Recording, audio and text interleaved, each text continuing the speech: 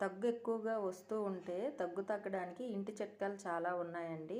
ఈ చిట్కా 3 సంవత్సరాలు దాటిన పిల్లలకు అంటే ఆ లోపు పిల్లలకి ఇవ్వచ్చేమో కానీ మనం అంత చిన్న పిల్లలకు డాక్టర్ సలహా తీసుకొనే ఏవైనా మందులు ఇవ్వాలి.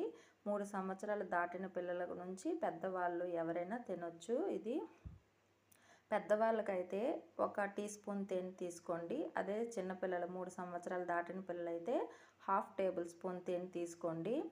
పెద్దవాళ్ళకైతే 4 లవంగాలు, 3 సంవత్సరాలు దాటిన పిల్లలకైతే 2 లవంగాలు. ముందు లవంగాల్ని బాగా వేయించేసి వేడిగా ఉండేటప్పుడే దంచి పొడి చేసేయాలి.